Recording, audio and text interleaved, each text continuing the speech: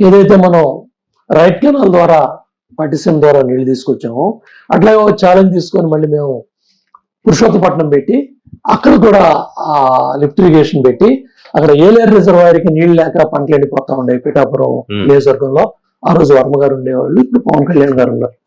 ఆ ఏలేరు రిజర్వాయర్ కూడా పురుషోత్తపట్నం ద్వారా నీళ్లు ఇస్తే గత 5 ఏళ్ళు కూడా దాన్ని ఎన్జిటిలో పెట్టి దాన్ని ఆ పనులన్నీ ఆపేశారు. అలాగే పట్టిసీమ పంపులు కూడా గత 5 ఏళ్ళు కూడా పట్టిసీమలు అనగా పంపులు పీకుతామనే ఆ మాట కట్టుబడి ఉన్నామని చెప్పడానికి లెఫ్ట్ కెనాల్లో వెస్ట్ గోదావరిలో అవసరాలు ఉన్నాయి, కృష్ణా జిల్లాలో పోలవరం రైట్ కెనాల్ మా ప్రాంతాల అవకాశం ఉంది, నీళ్ళు ఇచ్చే అవకాశం. ఇలా పంపుల మోటార్లు కూడా కట్టేసి కూర్చున్నారు. ఆ రోజు ఇరిగేషన్ మంత్రులు కావచ్చు, ఆ రోజు ముఖ్యమంత్రిగా ఉన్న జగన్మోహన్ రెడ్డి కావచ్చు, ఒక దుర్మార్గం చంద్రబాబు నాయుడు గారు పెట్టిన పట్టిసీమ పంపుల ద్వారా నీళ్ళు ఎందుకు ఇవ్వాలి? దండగన్నాం కదా, పంపులు పీకుతా ఉన్నాం కదా, ఆపేయండి.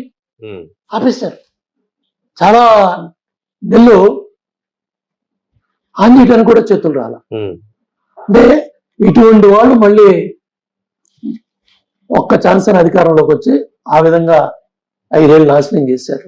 మళ్ళీ వాళ్ళ కుట్రలో కుతంత్రాలతో మళ్ళీ రెచ్చగొట్టే కార్యక్రమాలు, కులాలని మతాలని మళ్ళీ రాజీనామాలు డ్రామాలు మళ్ళీ ఇవన్నీ కూడా అసెంబ్లీకి వెళ్ళి మాట్లాడే. ఎందుకంటే అసెంబ్లీకి వెళ్తే పట్టిసీమ చర్చ వస్తుంది, పురుషోత్తపట్నం చర్చ వస్తుంది. చంద్రపూడి పనులు ఆగిపోయినాయి, ఎన్జిటి కేసులో సరైన టైంలో డబ్బులు కట్టకుండా కోర్టులకి సమాధానం చెప్పకుండా కోర్టుల్లో పెట్టి అక్కడ సుమారు 4,000 కోట్లు ఖర్చు పెట్టిన చంద్రపూడి ఎత్తుపోతల దాన్ని పక్కన పడేశారు. అట్లాగే 5 ఏళ్ళు నాశనం చేశారు. పురుషోత్తపట్నానికి ఆన్ చేయడానికే చేతులు రాలేదు.